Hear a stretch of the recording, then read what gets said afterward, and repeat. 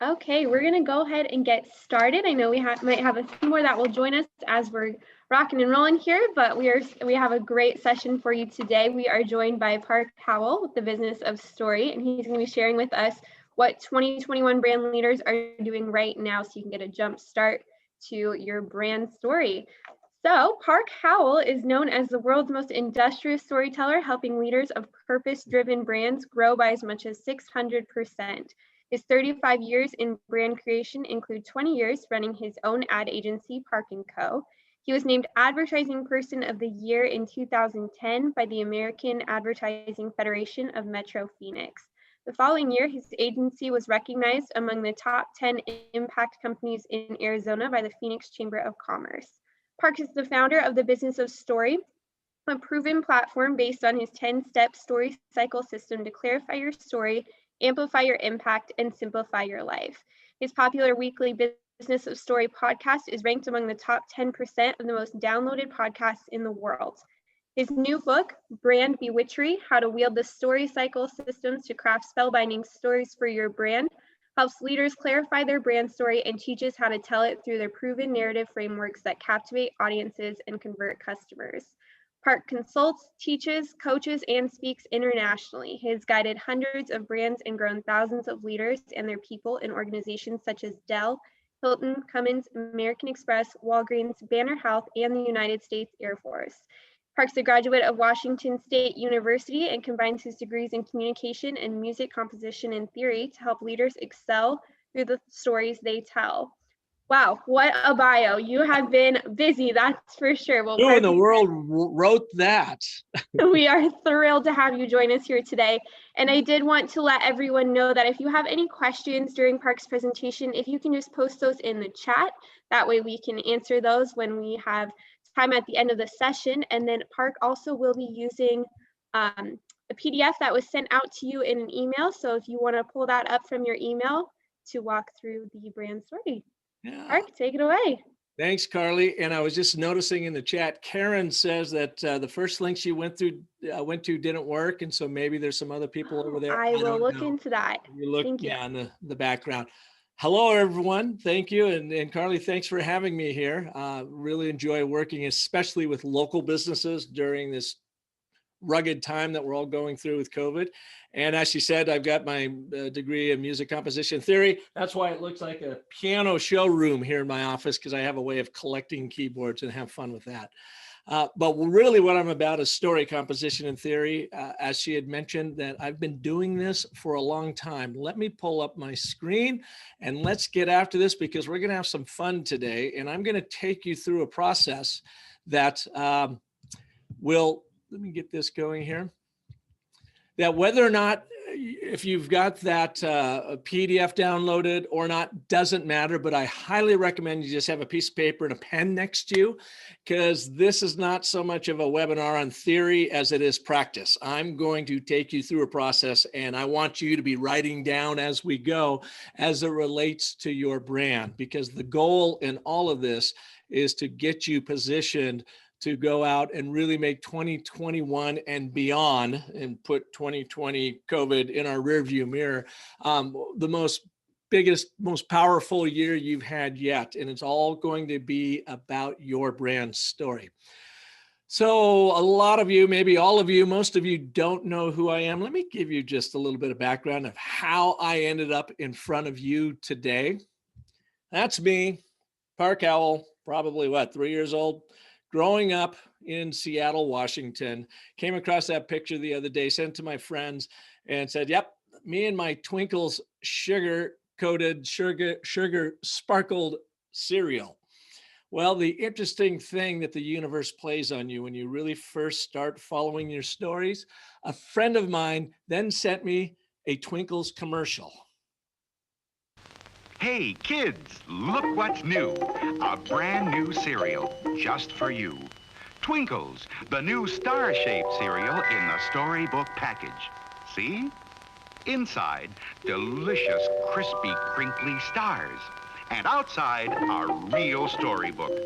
All about Twinkles, the magic elephant. Only Twinkles has the storybook package. Just tear the magic line and your storybook opens. Twinkles, the new star-shaped cereal in the storybook package. Isn't that nuts? So I guess I was actually born to do this. And I grew up one of 7 kids, and I was kind of the oddball of the gang, playing the piano very early as a young man. And as you can see up on top of the piano, I wrote a lot of music back in the day. I would write these little ditties, and that's what got me interested in music composition and theory. Got a degree in that, and also got a degree in marketing communications because I figured I probably wasn't going to make a living as a composer, but I might be able to make a go of it in the advertising marketing world. So if you've ever driven by 44th Street and Indian School Road in the past 20, 25 years, you've probably seen our sign on the side of our building, Park & Co. And that was the agency that Bacarli mentioned that I ran for 20 years, started at 1995 here, and took it up to 2015 when I pivoted to go and work in story and create the business of story. And now I consult, teach, coach, and speak around the world on how to tell your brand story so it actually has an impact in the world.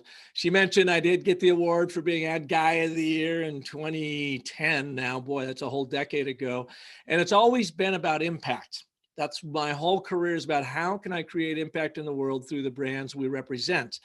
And I can tell you, it used to be a heck of a lot easier when our brands, Acme here, owned the influence of mass media. We had TV, radio, print, outdoor, direct mail, public relations, events, and no Yelp. But I found long about 2004 that the whole paradigm around advertising and marketing really began to shift with technology.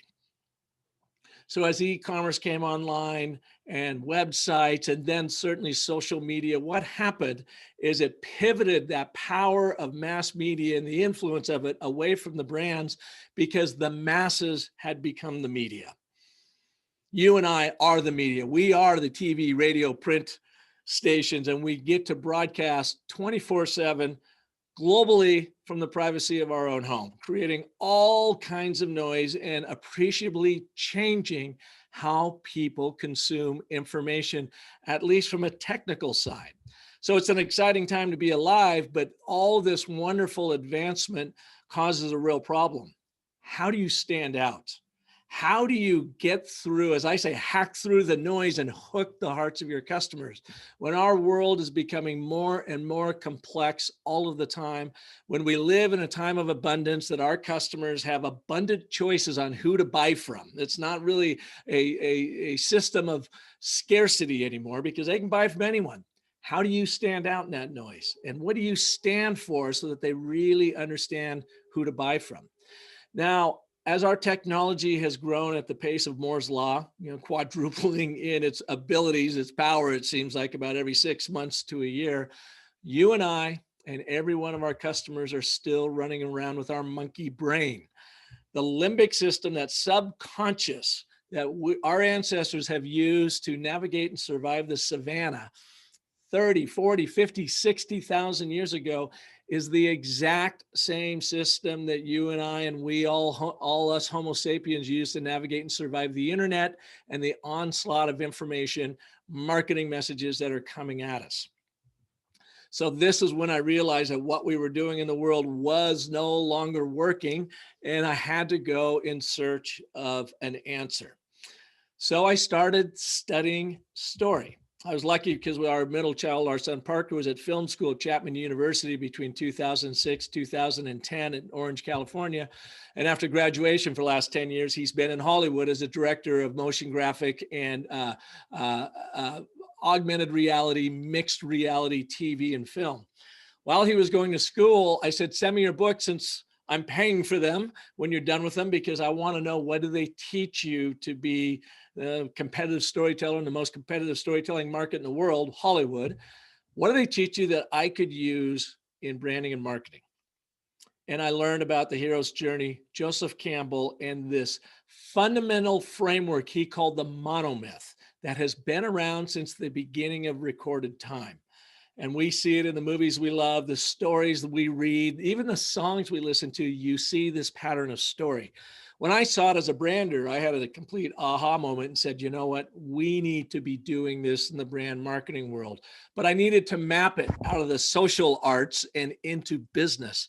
And I created what I call the story cycle system, this 10-step approach to using the hero's journey, but using it in your business. It doesn't matter if you're B2B or B2C, it works because you are selling to human beings, and it helps you humanize your story and literally hack through the techno noise and the cacophony out there and connect with your audiences in a heartfelt way. We don't have time today to go through this 10-step story cycle system.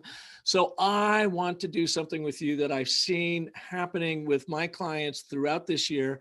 And this program I've been doing called Build a Better Brand Story Sprint, which is 3 weeks long, 6 live sessions with me, only 10 professionals in the course, 10 different brands in the course. And I walk them through this, but the feedback I've been getting from them is simply comes down to this.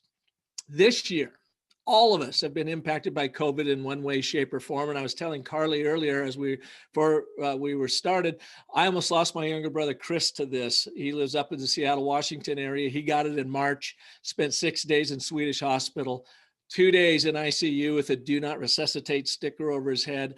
One of the first to get on remdesivir. And thankfully he survived. Healthy guy, outdoorsman, last guy you would expect to get it, and it almost killed him.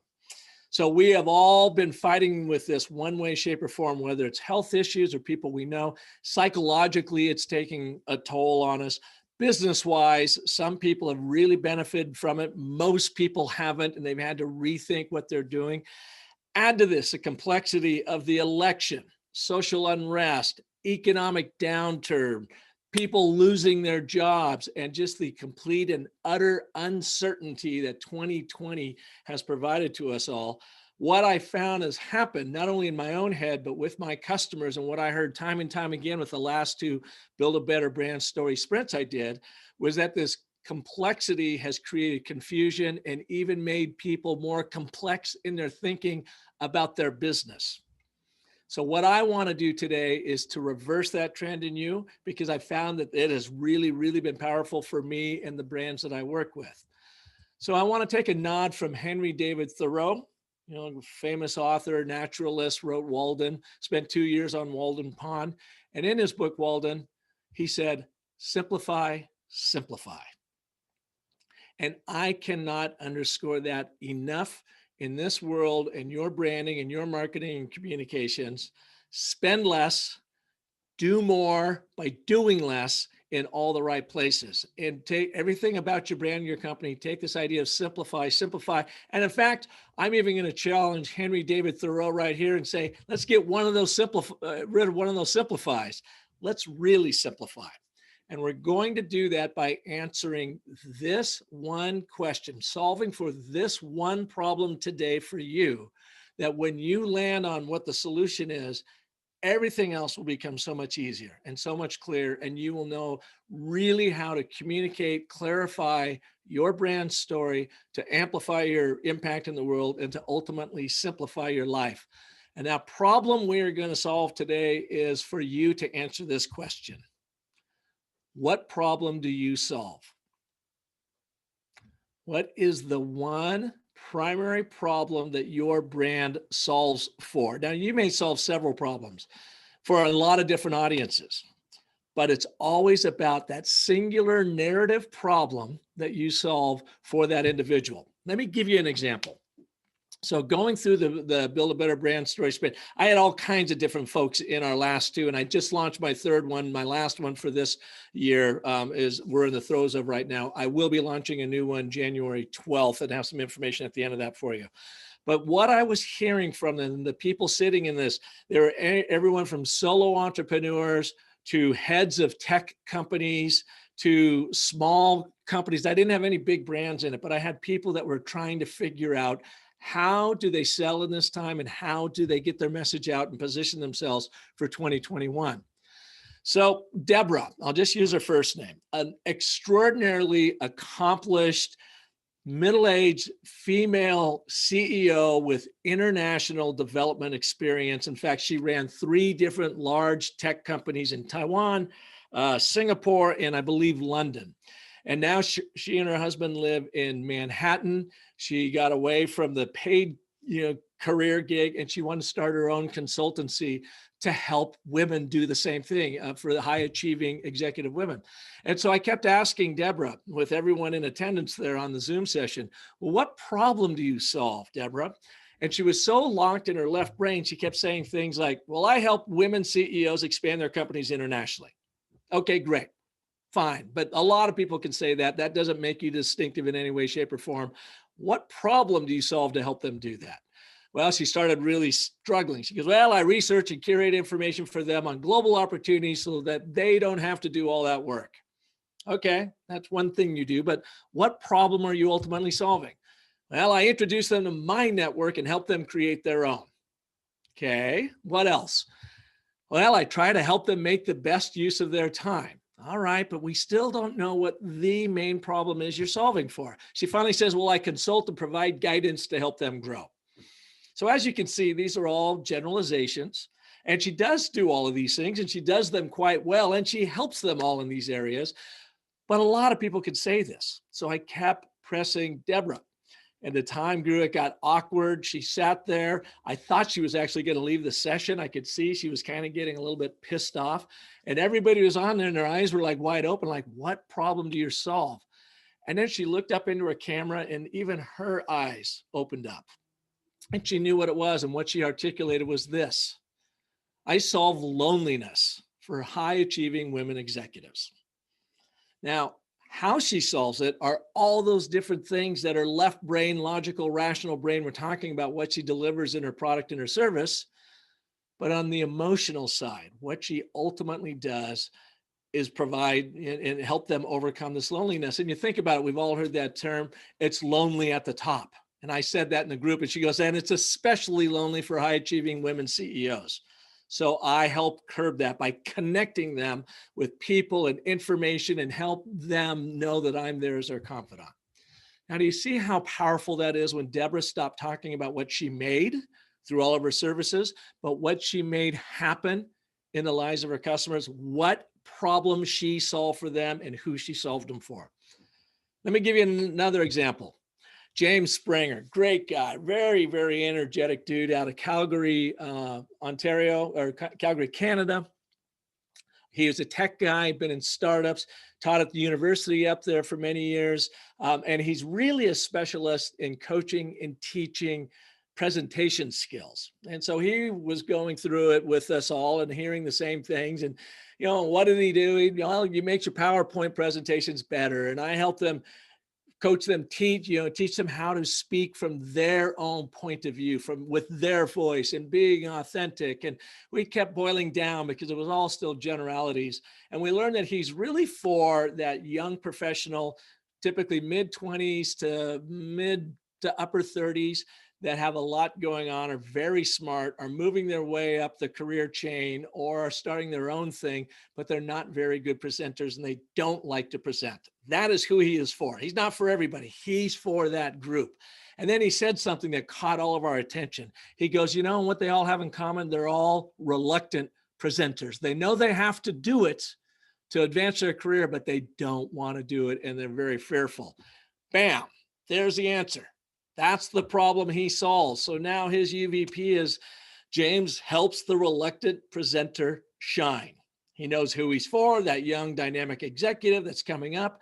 And he even calls them out as the reluctant presenter. So much, it was so powerful that someone in the group said, hey, that domain is available. You should buy it right now. And during the Zoom session, he bought thereluctantpresenter.com and reluctantpresenter.com and is now building out his platform. That's the power of it. One more example. Casa Grant, she came to us from Nelson, New Zealand, beautiful place in the South Island in New Zealand. She is a leadership coach, as are hundreds of thousands of people in the world. So what makes her different? Why would anybody go to her over anybody else? What makes her distinctive? Well, Casa is really an adventurous soul. she's kind of out there in a lot of different ways. She grew up in Wyoming. She ended up like 2 years in an icebreaker doing oceanographic work in the Antarctica. She drove an adventure bus for a long time, and now she's living with her partner in a motorhome in Nelson, New Zealand, has done that for the last 2 years, and she coaches and teaches leaders around the world. And she goes, I just have the best life you could ever possibly imagine. Well, it's pretty out there. So when we talked about it, what does she do? What problem does she solve? And who is she for? Well, she coaches offbeat leaders to get in rhythm with their team. So as you know it, so many leaders are just absolutely iconoclastic and they're whacked in their own ways, but they bring so much to the table. They've grown something really powerful. But they're offbeat, so people don't really know how to take them. Well, that's who she works with, because she goes, I'm offbeat too. And I've been an award-winning copywriter, and I've helped build the operations of startups and worked with technology people. So I know what it's like to try to meld your offbeat personality into a more staid environment and get people to adopt you and accept you without selling out. So that's exactly what she does. She knows what the problem is and who she is for. So today, that's what I want you to answer.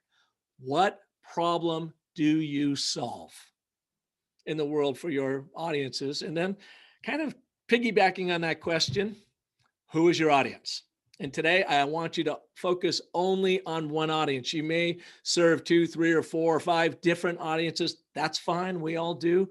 But for the sake of this discussion and to keep it simple, I want you to think about what problem do people come to you to solve, and who is your primary customer? Who is that individual or that group of people that represent probably 80% of your business?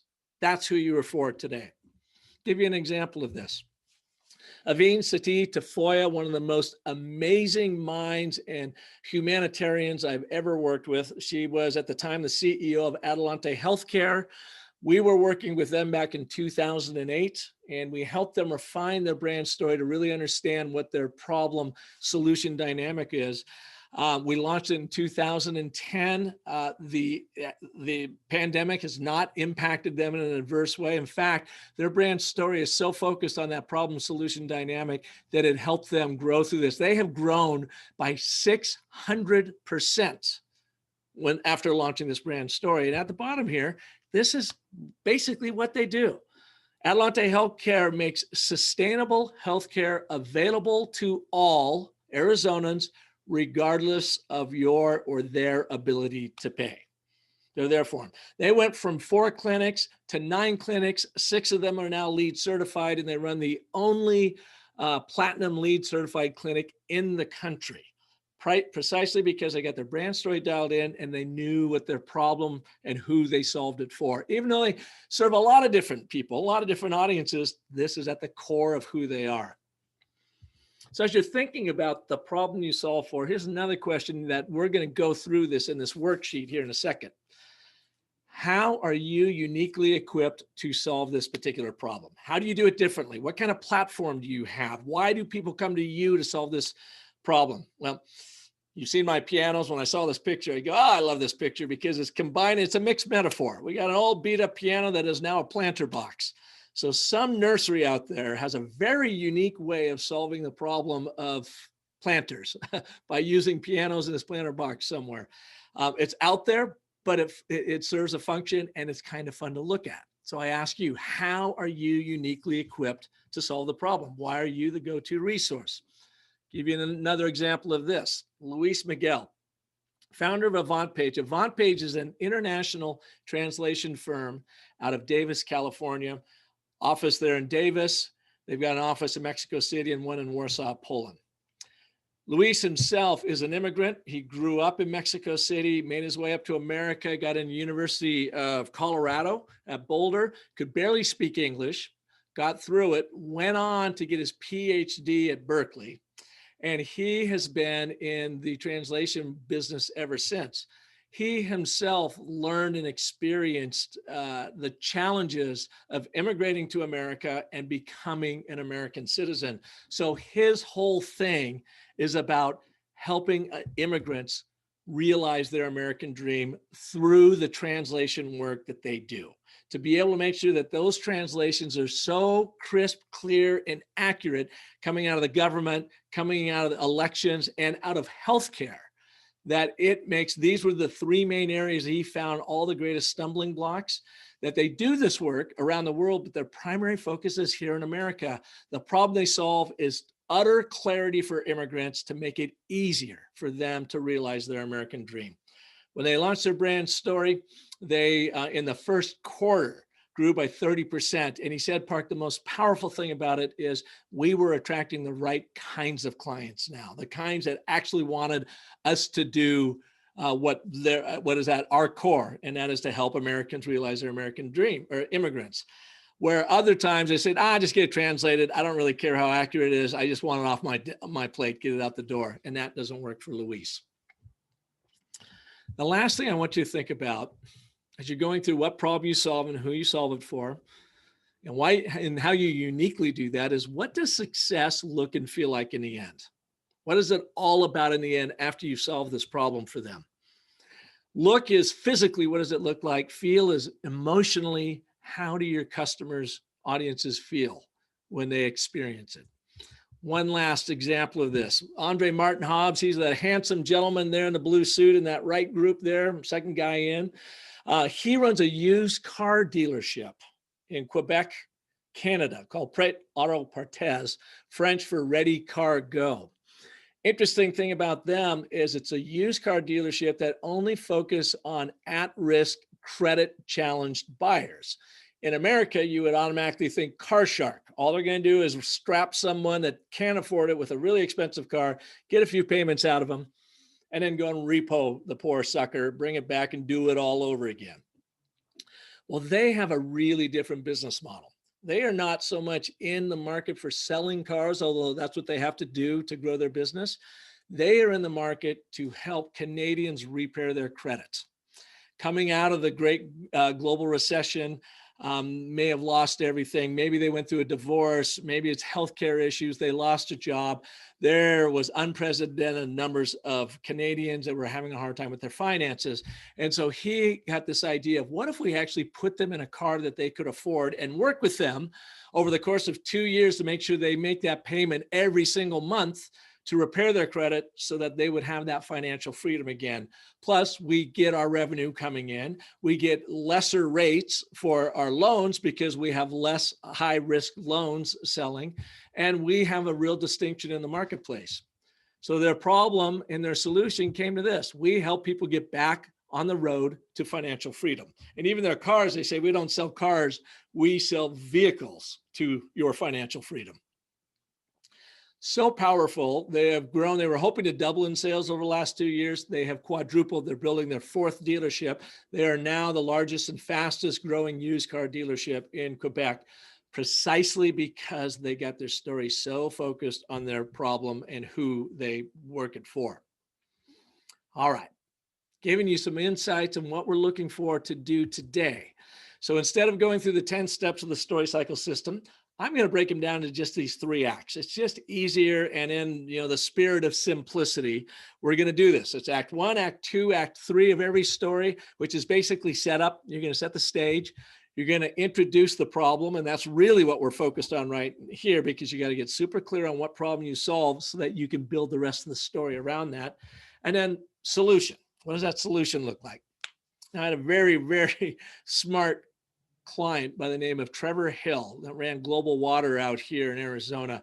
And I was sitting across from him one day and he says, Park, all sales is, and I've realized later that it comes down to this same 3-act structure. He says it's find the hurt.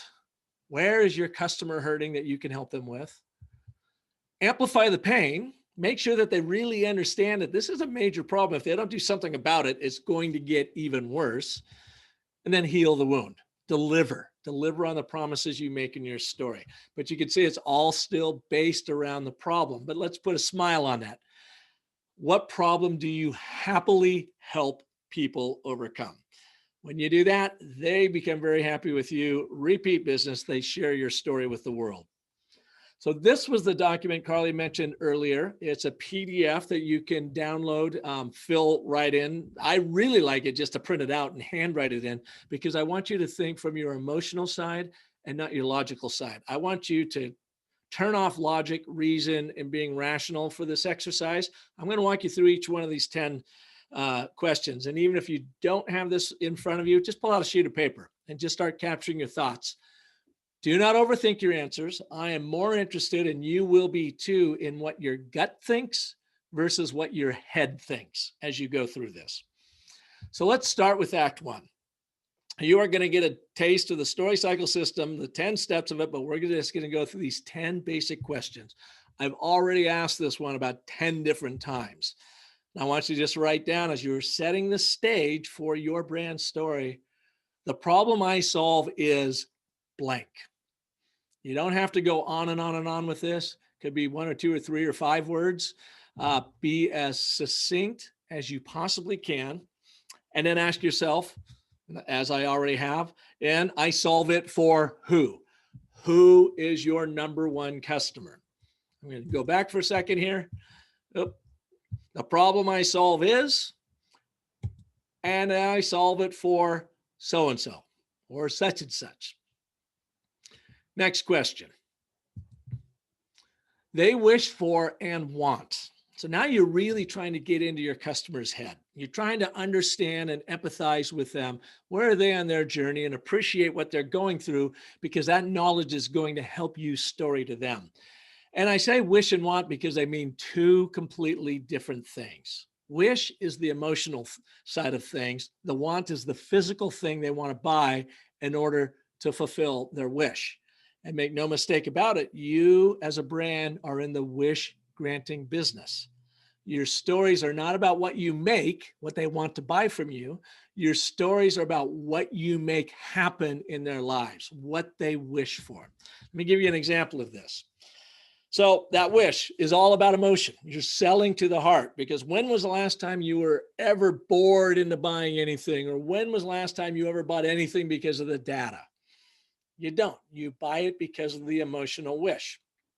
In my case, I have always been a huge Mac guy. I just love the product. I buy totally into the Think Different story that Jobs came up with so many years ago.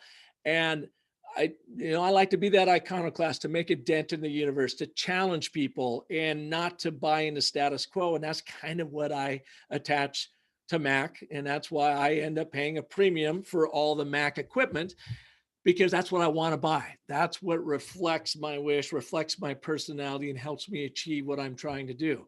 So you see that wish there is the emotion side, and the want is the physical thing that I'm going to buy to fulfill that wish. Your job is to understand your audiences so crystal clearly that you know what they fear and emotionally what they really hope for in their life, because that's what you're selling to. And then you're going to deliver on that through your product or service that you're offering. But this is where it's the stories that you tell them that triggers their will to act. So just think of that wish, want, will. What do they emotionally wish for? What do they want to buy to fulfill that wish? And what stories will you tell them to trigger their will to act, to buy from you? Because you understand them. So to finish up Act 1, we're setting the stage here as we are, uncovering the problem and how we're going to set up to solve it for them. But they don't have it because. So you know what they wish for, and you think you know what they want to buy from you. Why haven't they done this? Why haven't they bought it from someone else? What is holding them back? It's very important to know this and appreciate it, because you're going to create a leverage point.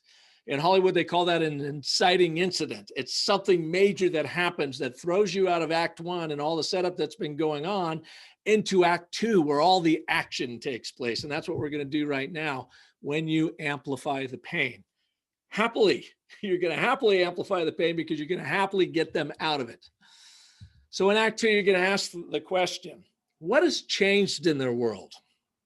So you do not want to be selling in a status quo. The only people that win in selling in the status quo are the low price leaders.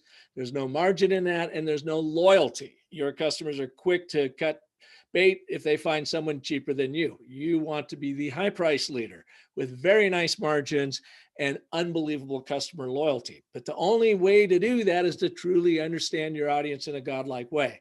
So you ask yourself, what has changed in their world that they are physically going through that makes them interested in buying? Now, they are in status quo, and we don't like to be shook out of status quo to make change because we fear change. As human beings, as Homo sapiens, a basic survival mechanism is to not change. We fear it. So you got to think about what has changing in the world and how are you going to message to that change so that you bring that fear up and you get them thinking about it. Then you ask the question, what will happen if they do nothing? What do they stand to lose by absolutely doing nothing? And you probably may have to story to this. Really, all you're trying to do is build some FOMO in this and say, if you keep doing what you've been doing, you're going to keep getting what you've always gotten. And we all know that ain't good, or your competition's going to pass you by or whatever. This is why you need to make this change. The other side of that story is, what will happen if they actually do something, if they buy from you? So where the other one is about FOMO, this one, and I kind of jokingly say, for me, what's in it for me? How can tomorrow look brighter than today simply by buying what you have to sell? Now, you've got to really understand your audience, because one of these two ways of approaching them with your story may work better than the other. You may have to go and play off their negativity bias, as so many of us are strapped with as Homo sapiens, and tell a story from that perspective. And they go, oh, no, I don't want that. I don't want that. I'll move ahead. Or maybe they're optimists and say, no, I really want what's happening there. So how do you tell that story? And sometimes you even have to toggle between the two. But it's really, really important to understand where your audience is coming from this. Now, we're about 20 slides into this presentation, and as I look over, about 40 minutes into it, and we haven't even talked about you yet. Everything you've been doing and soul searching here is, what problem do you solve for people, and who are you for? And then it's all been about them. Well, in Act 2, you get to talk about yourself. How are you uniquely equipped to help them get what they wish for and want through your offering? So how do you do it differently? Is it a platform you provide? Is it a service that you do better than anybody else? Are you the only provider of such and such that they can get? But how are you uniquely equipped to help them get what they wish for and want through your offering? And how are you going to talk about it? You're going to share your expertise, you can share your offering, but you're also going to share stories about people just like them that you have helped. The problem they got themselves into and how you help them overcome so that your audience can live vicariously through that. Now you've done this. You found the hurt, you've amplified the pain. We're going to move into chapter 3 and you're going to heal the wound. And these are the questions, the 3 questions I want you to ask yourself as you're thinking about how you communicate your brand story to your audiences. Question number 1 goes back to what we had said earlier. What success looks like to them?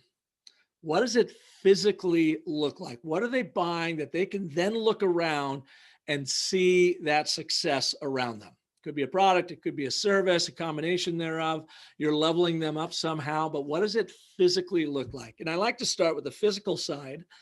This is the want, because we are often coming out of our logical, rational, reasonable brain, but you want to move them over to their emotional brain. So then the next question helps you do that. What does success feel like to them? When they're done with you, when they're done with your product, or you're taking them through it, how are they going to experience it internally, emotionally? Those are the stories that you want to be telling to get them in.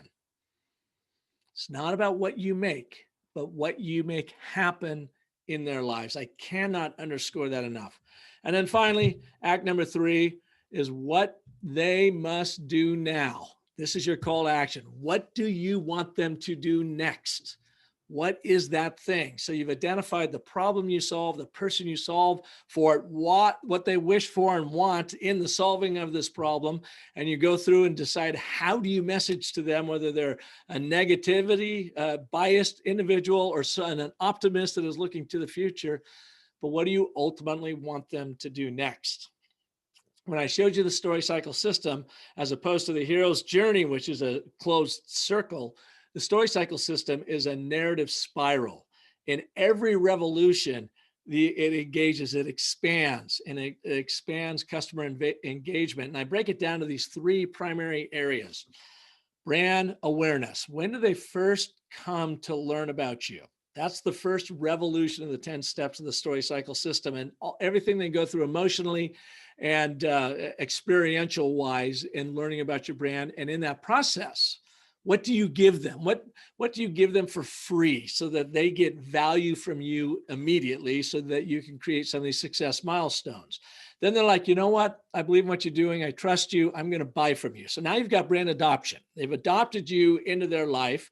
Doesn't mean you're going to stay there. So it means you have to deliver on all the promises you made and then some. That becomes a second revolution of the story cycle system. And now it's expanding as a narrative spiral. The third is brand appreciation. They are coming back and buying you for more. Repeat business. They're sharing your stories with their friends, sending in referral business through free word of mouth marketing. And you just continue to expand that relationship. In every one of those revolutions, I want you to think about, what are you asking them to do? The little wins that you're asking them to make along the way, and then how are you there to celebrate it with them? So I know we just went through a whole bunch. The idea here was to simplify down to what is that one problem you solve. And then I just gave you this quick little worksheet that you can just go through and just kind of backfill it in. And I think that problem, even if you're working it up top and challenged by articulating it right away, this process helps you get super clear on what that is. I mean, that's the world I'm in. The problem I solve is helping people become clear to connect. And ultimately, I help you excel through the stories you tell.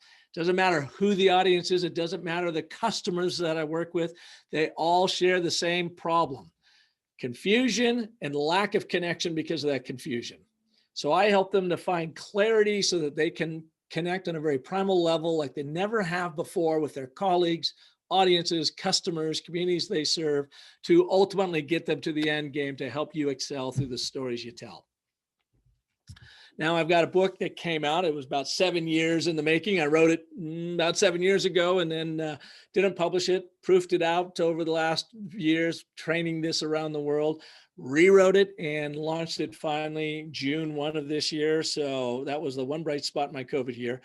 Brand Bewitchery. It takes you through the entire story cycle system with kind of anecdotes inside. Plus it's a workbook that you can fill out and work in. You can get it at Amazon or Apple Books. And I will have an audiobook coming out probably first quarter next year with that. But everything I've ever learned about the story cycle system and in building brand story strategy is in this book.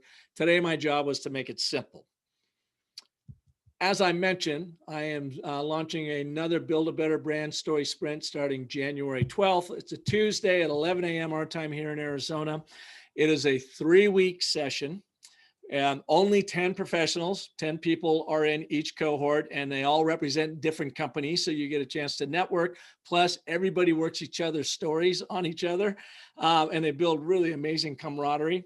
It's 3 weeks. We do 6 live 1-hour sessions. Tuesday, I walk through the theory and the concepts and the case studies. Thursday, we work our stories with the entire group live on Zoom, record them, put them onto a landing page so that you have these resources. You get the book, you get my online course, and then you get me and your fellow cohort to walk through these 6 1-hour sessions. When it's all said and done, then you'll also book a 1-hour session with me so that we can work on your story one-on-one to really help clarify and dial it in. You can find it at bit.ly, my short bit.ly link there, /story sprint, or send me if you're interested and need some more information. There's my email address, park@businessofstory.com. This is all meant for you in 2021 to simplify and to get even more simple than our good friend Henry David Thoreau did. So we're going to move him out. We're going to get rid of that. And this is what I want you to do to simplify your world by really, truly understanding and communicating the problem you solve in your customers' lives and who you are for. You get that dialed in, everything else becomes much clearer in how you communicate your brand story and your own position in the marketplace. With that, I'll jump off, get out of my deck here and get back on, and I'm available for the next 10 minutes to answer any questions you might have on this. And I have not been reading the chat or anything like that. So Carly, I don't know if you've got a chance to look at that and could even read out any questions. Thank you so much, Park. What a jam-packed session. I think that was just incredibly helpful in 40 minutes. If you do have any questions at all, please feel free to post those right now in the chat so that we can share those with Park. I do see, Karen, that you asked for the link to the PDF. I will send that out again right after the session. So any notes that you jotted down, you can plug that into the PDF for that worksheet as well. Wow, what a powerful session. It doesn't look like we have any questions in the chat. Any burning problems that any of you are dealing with out there? Yeah, any confusion with what I shared?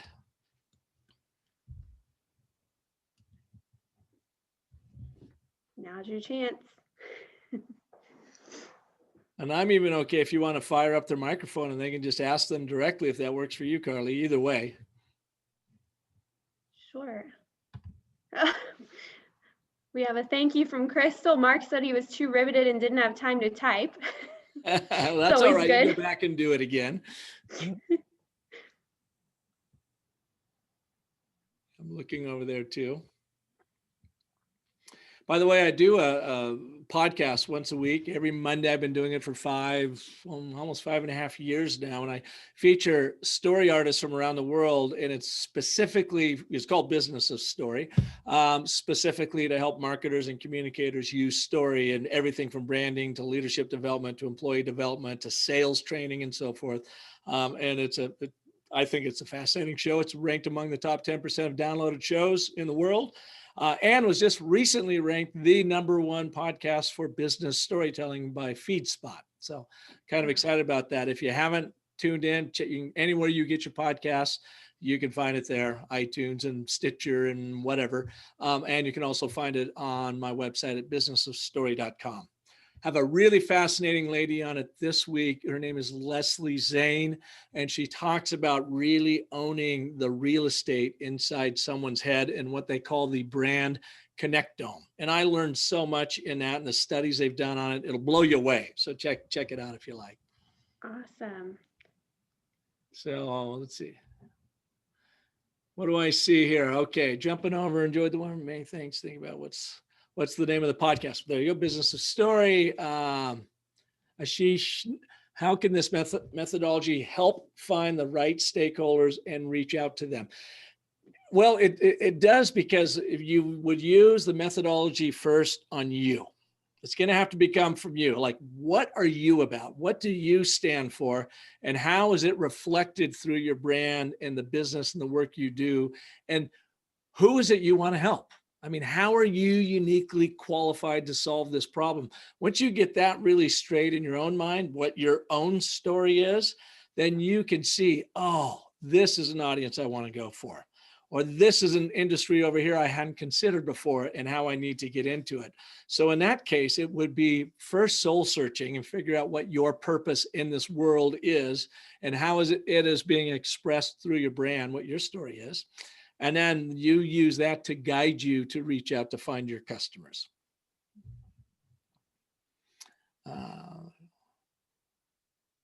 So let's see, Crystal, very helpful. I'm in the process of simplifying my business model. You have given me confirmation that I am on the right track. Awesome. Ask yourself, I was just working with my brother the other day. He's a large animal vet, an equine vet, and they just sold their practice. This is not my COVID brother, someone else. And he was saying he was kind of like, thinking, okay, I'm not retired. I'm too young for that, but I don't need a lot of money. What do I do next? And I just told him, find that intersection, go back in your life and figure out, mine happened to be the world of communications and the world of music composition and theory that have now come together in this world of story composition and theory to help build brands. So ask yourself, as you're trying to really simplify and figure out what your problem, you solve for, go back in your own life. What is that intersection of that curiosity and that passion that came together? And maybe you just haven't really recognized it quite yet. And you're like, oh, that's what I'm about, or that's what I'm doing. And I just haven't communicated it as clearly as I need to. Now I get it. That will help. Mark, so going back to the wish, the want, and will, what is your favorite question to ask to find that deep wish? And what do you find most answers to be? I don't find a lot of consistency. And quite often, Mark, you will find that you ask that question of wish, they won't know. They can't tell you. It's inside of them, but they can't articulate it. So I often start with the want because it's right in front of you. It's logic driven and whatever, and I want to buy this and I want to do that. And you then just start that conversation of why this, why now? Why? And you ask the old 5 whys thing until you get down, and then they say, because I wish to do this. They might not use the word wish, but you're going to see the emotion come through. Most often, they won't be able to articulate that wish to you. It's inside of them. They just have never been asked that before and never have had to kind of put that all together. So start with their want and then ask them the 5 whys. Why? Just keep asking why, and that wish will reveal itself. A little bit like Deborah. Deborah was so locked in her left brain, logical mind. Here's all the stuff I do and do. But why? What's the problem? I cure loneliness. And you know what? She experienced that own loneliness in her life running those international companies. And so she knows what these women are going through. So her wish is to no longer, have that loneliness inside of her by going out and helping those other women. She knows that loneliness is inside of them. So she already inherently knows what their wish is. And then she just delivers on the how and why to help them overcome that. So ask lots of questions and really, really listen on what they have to say back. All right. Mahesh, we have a new product. Sorry if I'm butchering your names. I don't mean to. We have a new product in my company. This cheat sheet you just provided is incredibly useful, especially focus on what is the one problem you love and the fact that Walden and the duty to civil disobedience is the icing on the cake. Absolutely. So I am civil disobedient. I got a nasty gram from my podcast. A guy sent me an email the other day. He said, I've been listening to you for 3 years and I just love your show, but I can't listen to it anymore because you are bashing conservatives and I just can't take it anymore. And mine's not a political podcast, but I do have a point of view and I have an opinion. And my civil disobedience, at least in his mind, is I'm a moderate. I'm an independent. I probably lean a little bit more right than left, but I am not a Trumper. I cannot stand Donald Trump. I'm just going on record for that. I don't believe in anything he believes for. I think that he brings out the negative in everybody and the divisiveness, and this country will never survive that. So I simply make that point. I am, not Republican. I'm not Democrat. But I am civilly disobedient because I will speak my mind. And I think every brand's, when you stand for something and it's coming from the right place and the right heart, that I think you have to share it with the world, and you're going to lose some people in the process. That's fine. They're not your people to begin with. So I wrote back to him and just said, here's my position on it. I'm not pro-Democrat. I'm not pro-Republican, but I am completely anti-Trump and what has been happening in the last 4 years. And I'm just excited to have some semblance of order back in our world as we fight through all of this. Share that with you now as a political statement, but I think you have to take a stand in this world, whatever that stand is, whatever you're for, be all in. You're going to piss some people off. You're going to lose some people, but you're also going to gain and attract the people that you really, really want to help in the world. All right, Crystal, great advice. Thank you. Wonderful. Love your honesty. Yeah, I'm too old not to be honest anymore. I mean, I was raised honest. We all tell our white lies here and there, but 60 years. I'll be 60 in February. When the Beatles, they were successful after 10,000 hours of practice, according to the Outliers book. Well, I think I probably got 30,000 hours of practice into this stuff. And I just know you got to stand for something if you're going to stand out. You got to be honest and own it, and then go and help those people you can. All right. Well, folks, I've got to jump on another webinar. Believe it or not, my brand story sprint starts in 4 minutes with my. Thank you so much, Park. We appreciate it. I will send out the recording to everyone, as well as that PDF again, so that you can do some homework. What an incredible presentation. And thank you everyone for joining us. Thank you to the City of Chandler's Industrial Development Authority for helping us to put on programs like this. And we will see you guys. If you want to register for next week, we'll be joined by Stephen Vogt, CPA. He's going to be sharing some tips on end of the year financial reporting. So have a great day, everyone. Thanks all. Have a good one.